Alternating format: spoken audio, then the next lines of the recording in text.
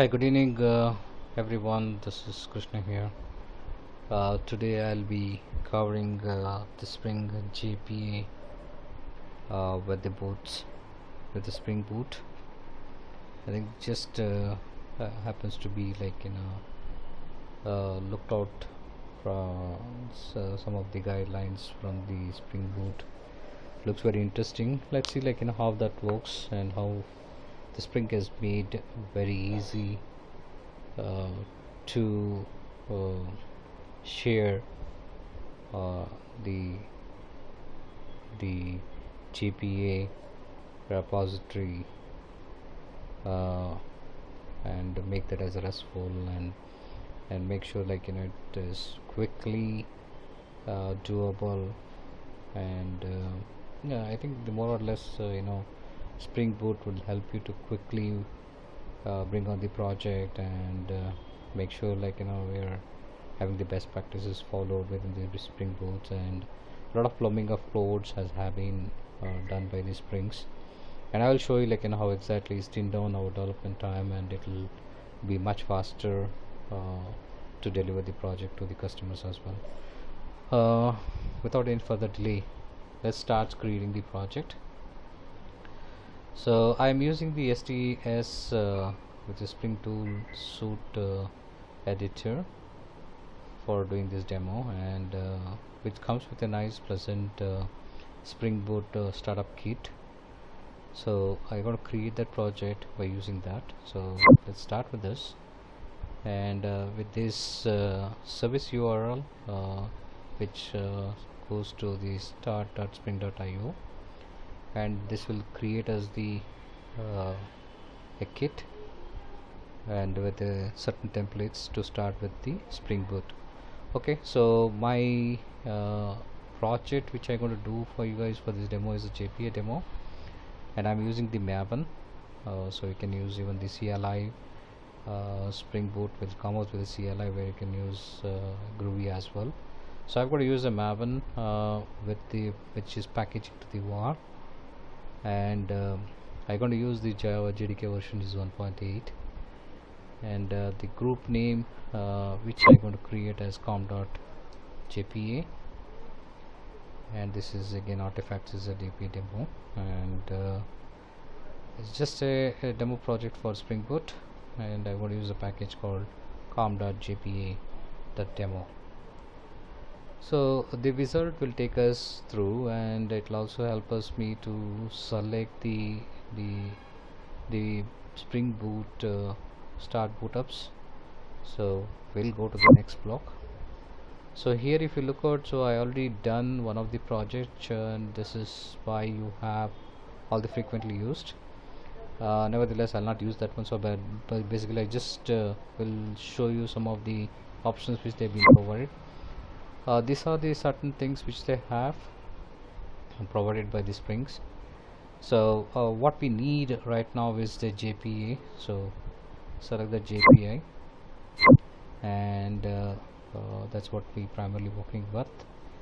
I want to use H2 as well, which will ensure that we have the object created which is fundamentally portable across to any of these databases. You shift from MySQL to more SQL server or Oracle server, which will be much more compatible. So you want to use the web, so where we want to deploy it, and which will come with the most of along with the Tomcat embedded. So we'll use that one. Since as I said I'm going to use MySQL, so I need those dependencies as well, and they're not the least, but I wanted to use the REST repositories as well, so which I'm going to be exposing as a controller object to outside one, and this is my part ones which I'm going to use for the Springs for deploying into the Tomcat, and then will be consuming that and using the Ionic 3 and with the latest Angular 5. This is what I got. So now we have a complete set of dependencies which we have to use. So I'll be using the finish. So if you see this, it will take some time, because if you're doing for the first time it might take more time. The reason is it downloads all the the jar files in the Maven repository, and that will definitely take more time. So since I have already done one of the project which I'm doing the demo, it has taken me less time. And if you see, this is a Maven project along with the Spring Boot. The structure of this one will be typical Maven one, so which will have source main Java, and all the resources will be in the resources file. So let's see what is there in the main Java. So this has got the two files. So Spring Boot comes with the two files. One is the servlet initializer. So all the servlet initializers will be using the Spring application boot builder that boots the whole source at the runtime. So the other one is the JPA demo application, which will be the standalone main program, which will allow to run through all these Spring Boot injections into it. Okay, so let's start with creating the packages first. So I'm going to have very thin packages, 2 or 3. So namely, so I just wanted to have com.jpa domains, where we'll have all the entity objects will be stored, and I'm going to create one more for the interface for creating our DAO layer. It's basically interacting with the database. So that's com.jpa repository, right? And the last one which I'm going to be using is to have the segregation of concern for controller class, right? All right, so we have done that, and let me move fast forward. So let's create the domain classes.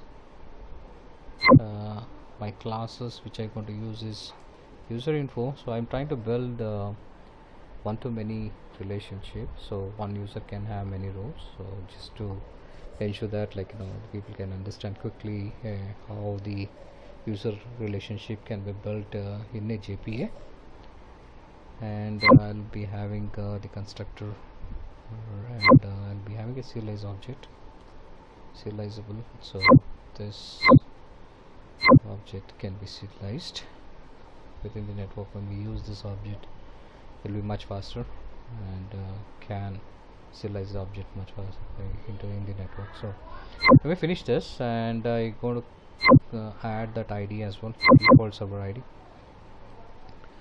So again, I'm going to create one more entity object, which will be role info. Again, I'll be adding the serialize object, and same thing. Now let me go back to this user object where we used. So there are a couple of things which we're going to do. We're going to start using the annotation. This is for the entity persistence. So this is the entity class, which is where we represent with the entity. And the second one which we want to do it as is this is the entity class, and then I want to map this to the table. So what is the table which you're going to create for? So I will be using the same name as user info is my table name, which I'm going to create. And let's go down and try to create a couple of items. I'm going to have user ID, right, and private string, user name. I'm just creating some of the items for the demo purpose, and user email. Okay, so these are the 3 items, and I'll be having relative mapping to those things. And let's start with this. And what is this ID? Is the user ID. So I'm going to create the persistence ID as well. So when I have an ID, either I will select that, or I either use the sequence or a generator. So basically I'm going to use a generator to create them. We call them as generated value, right? And this will have the strategy. This strategy will have generation type object. So we'll say this generation will be an auto, and I'm going to have something called column. This column is the name for our table, right? So I'm going to use this as column name equal to user underscore ID, right? And again this will be another column, name equal to user underscore name, right? And the third one column is name equal to user underscore email. I'm going to have another one called nullable is equal to false, can't be nullable, and unique, and this should be unique. Okay, now the next is now what we're saying is user can have many roles. So this is one to many relationships, so just say one to many, right? And this will have certain parameters which we need to do. Now this is role info dot class comma cascade equal to cascade type dot all, fetch equal to fetch type dot lazy, right? So I just wanted to load my child object lazily once it asks for those information, right? So now since this should be a collection of the role object, right, and this will be a map there. So role infos, which is the collection object there, it's equal to new hash set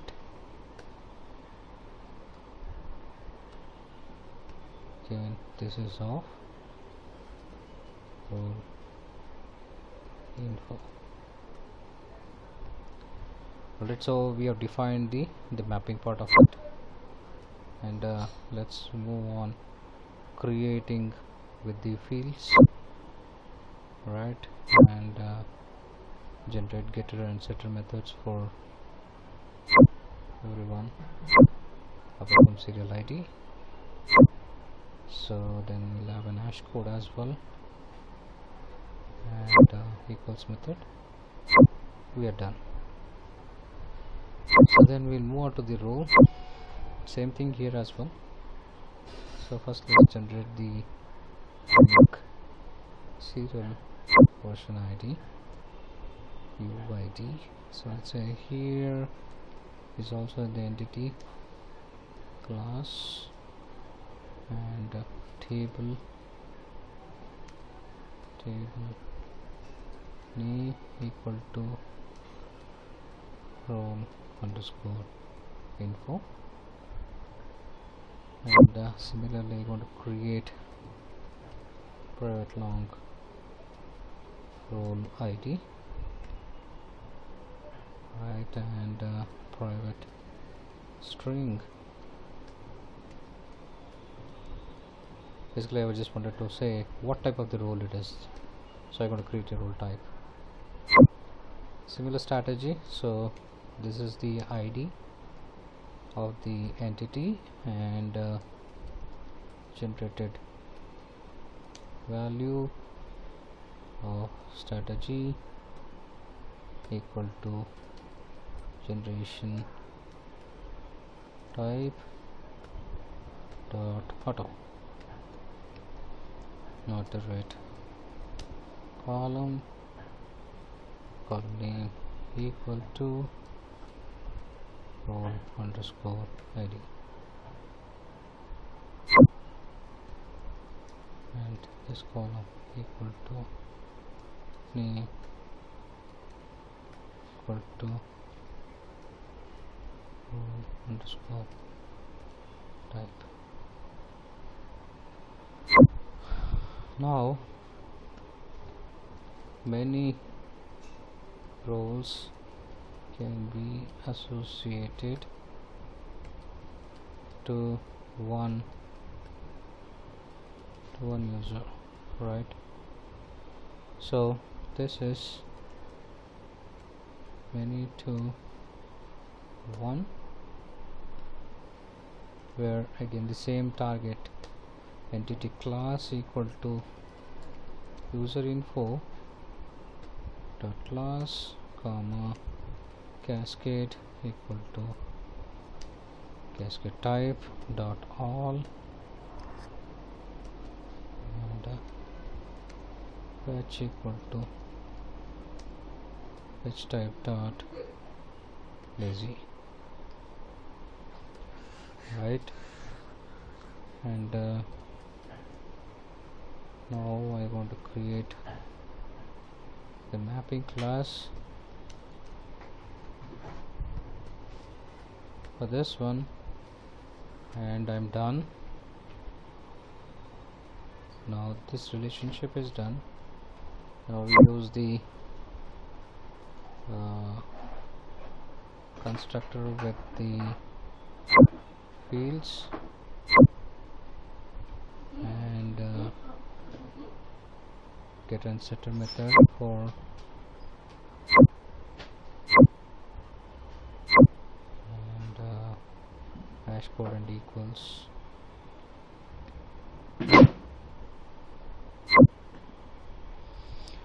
Okay, we have done with the entity class. Then we're going to create the repository.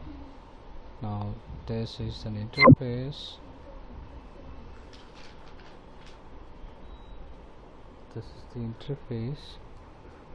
We're going to create user info DAO, and this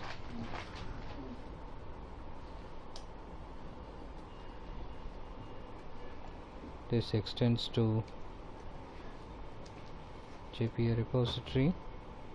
Now this will map to domain object, it's entity object, and we are mapping to the long graph class for the user ID. There's something called repository REST resources, so we are trying to expose this as a REST resources for the REST resources. Okay, since this class, which will have find all, the list which returns with this sort, also it returns if I pass any of the values, and it's got to find all with the ID, with iterable IDs. It's got a save with the iterative entries. I can send as the list itself, and it does the save and flush, saves as an entity and flush changes to instantly. You can also get the passing by ID the entity object. So this is what this interface does. So the other way of working is like within the Kubernetes we used to write name queries, and we used to fetch the values from the DB apart from these IDs. So I wanted to do this because I have an email ID. I want to check whether the email exists before I'm inserting it. So I'm going to create a method to do that, find by email ID, and I'm passing the string as a parameter for email ID. So this is a custom query. So how do we manage that? So there is something called query here, which is the JPA repository, where you can pass the select statement here. So it's like select C from user info object as C, where C dot user email equal to question mark.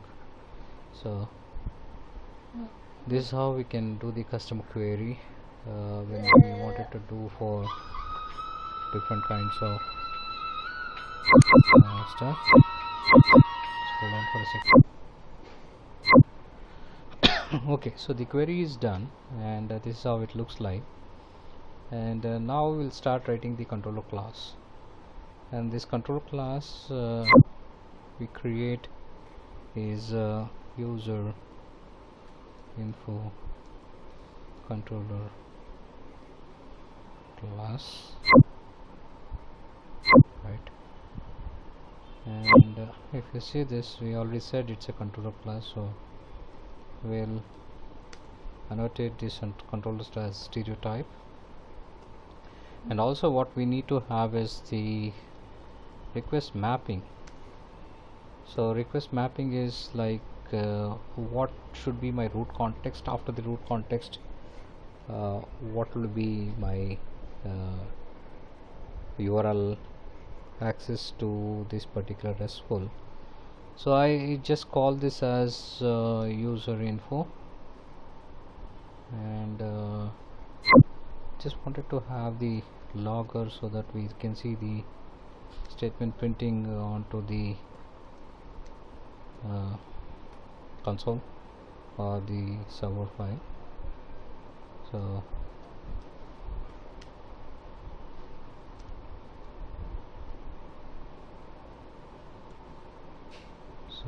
user controller dot class. Okay, just 1 second.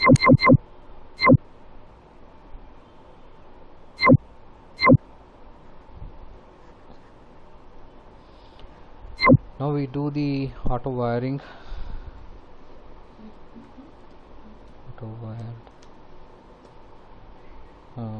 Basically what I'm trying to do is I user info DAO.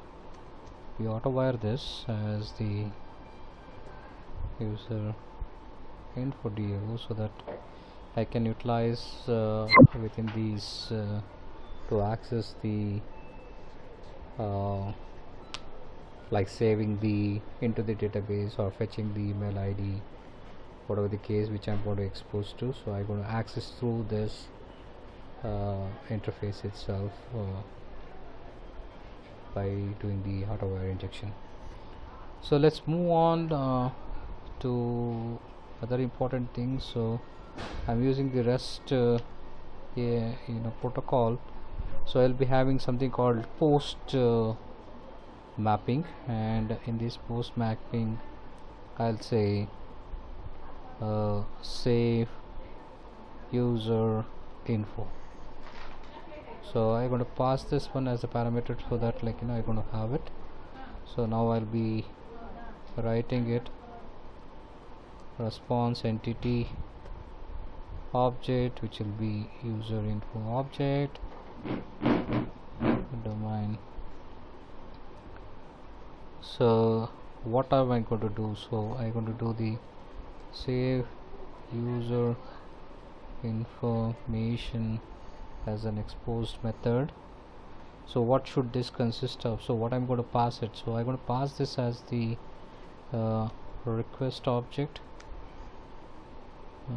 request body, because that will consist of the user info object,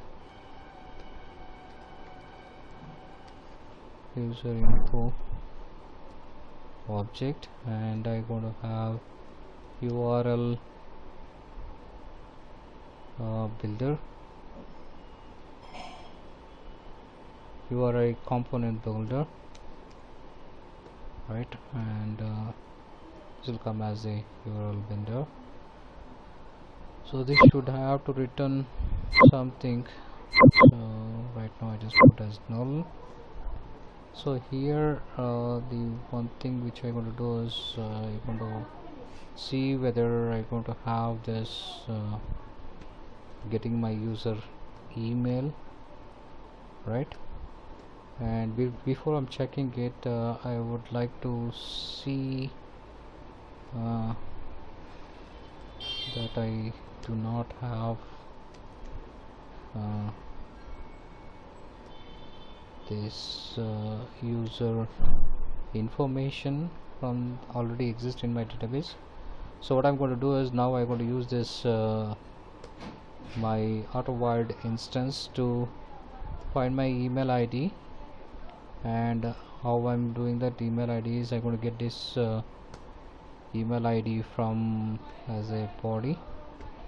So I have this, so now I'm going to check if user info is not equal to null, means basically if it is not equal to null means I am sure that user exists, and that now I'm going to compare that user with this user info object.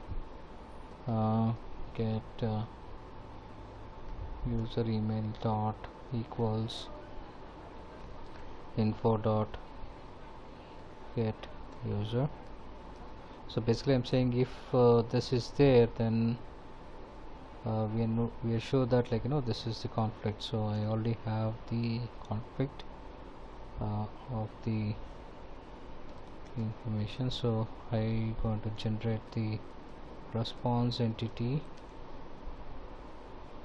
with the status code as conflict, HTTP status dot conflict.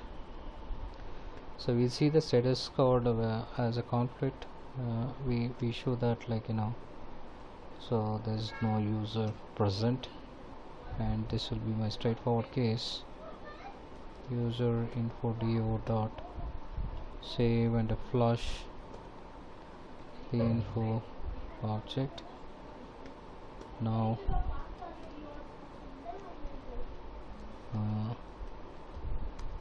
response entity, I'm going to send the body with the same info object, and I'm going to say this HTTP status as okay, right, that's it. So I think this should be good enough, at least for the testing, and should to see that this is working, right. So this is good, and I need to put this properties from here. This is basically like to have the connection to database and all. So I have done in the other project which I used it already.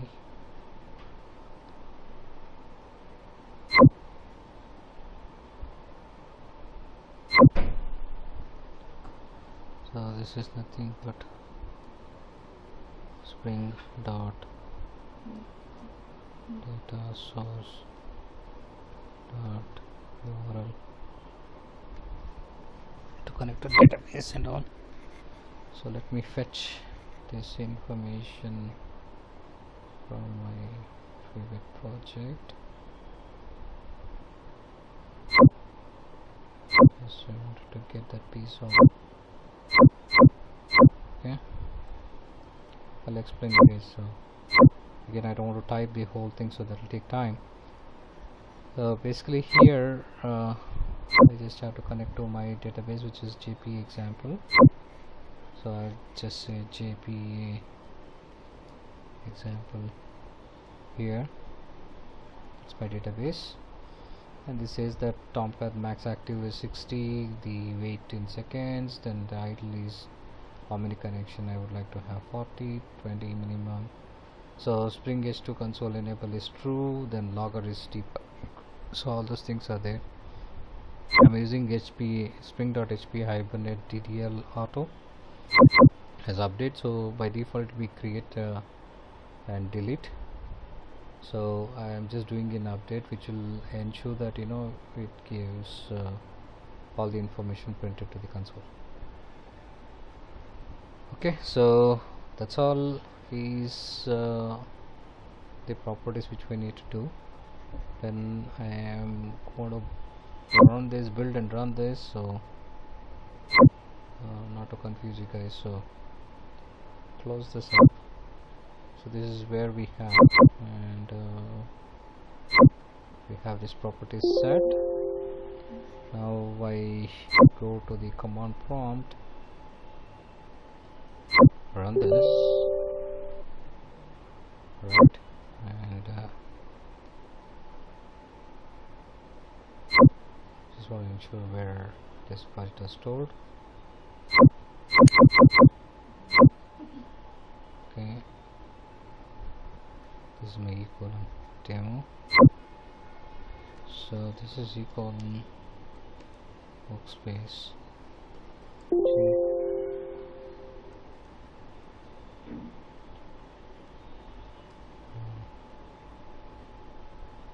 Should be new workspace.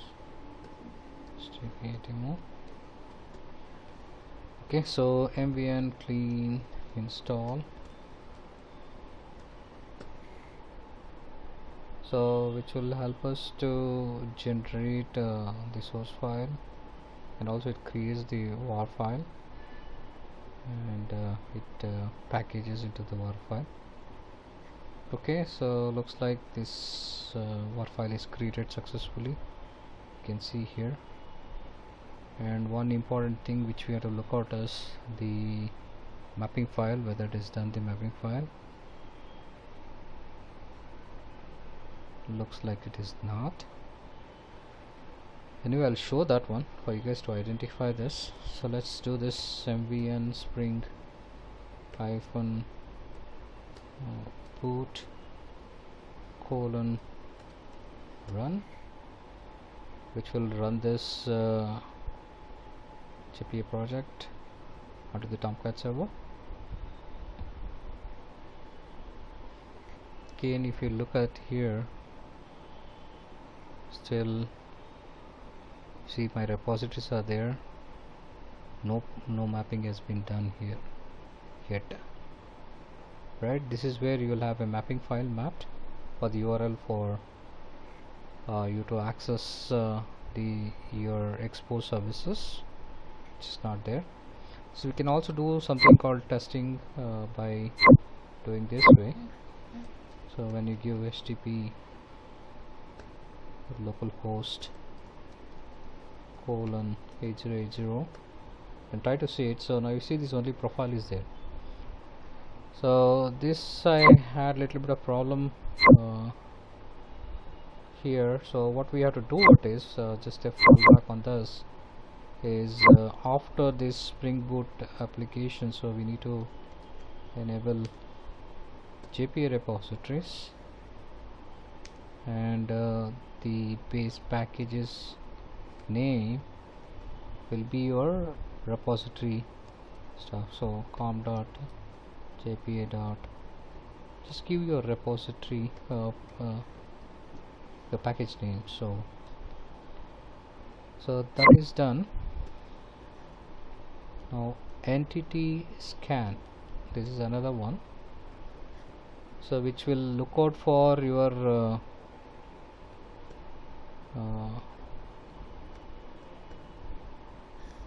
entity class, which is nothing but domain. JPA dot domain package, and last one which we call as component scan, right? Here also the base package equal to com.jp. I just wanted everything to be there, so that's all we have to do. So now we rebuild this piece by giving ambient clean spring boot colon run. Let's see. So now we're deleting all the targets, again we're building it. Now this does all over again. What for what we have to ensure is, like, we have the entities registered and it is available here, then the rest of the things works. So basically, if you look at here, I'll show the piece where it will be created in.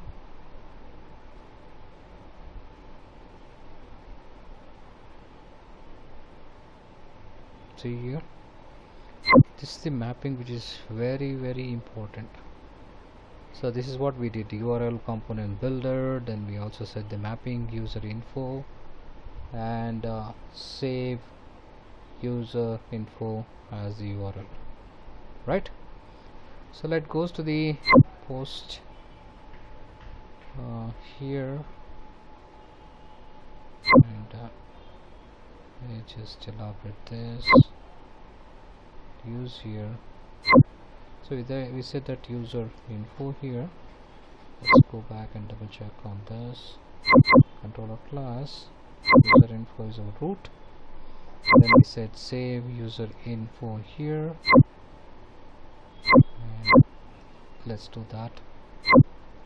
Now if you look back here, so we created the username here and the user email, and we did the set the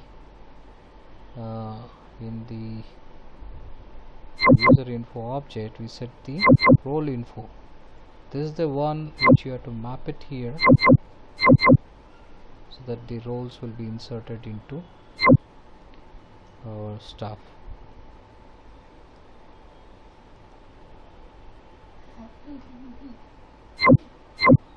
Okay, so this header, what I'm doing is I'm passing as a content type as the JSON, and I'm passing the body with the structure which is called request body to the RESTful services.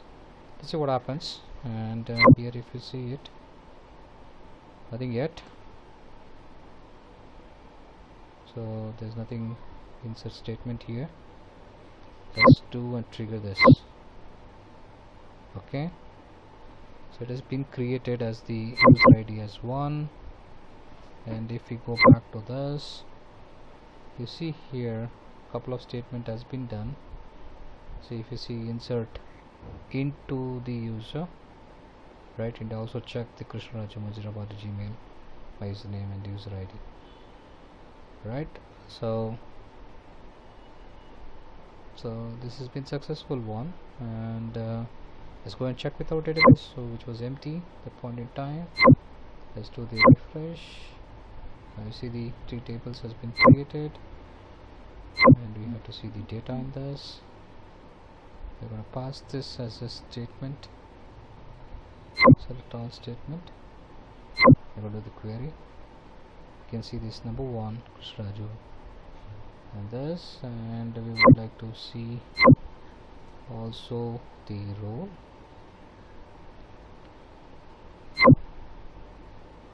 Right, guys. Okay, you can see the role as well. That's it. I think we are done with the first part of it. I hope you people have gone through how simple it has become for writing a bootstrap by using a bootstrap now. That really literally saved us time in writing all the criterias, and do the same method, which is the lot of plumbing of code. So Spring has definitely improved a lot, and then this makes the development much faster. My one view was to say that how this comprehensively definitely help us to expedite our day-to-day working stuff. So the more majorly what we have to look out is the entity relationship what we want to build, and then look out for our just a Spring controller, any controller object. Even we can write the MVC here as well, so which we have to just focus on writing how we can send this information to the front end. And this also, if you look out, this is also life easy one, so they also had the exact HTTP protocol one, like put, get, post kind of stuff, so which will make life easy for everyone. I think this is the best one, and I think this is the quickest one which we can do as well.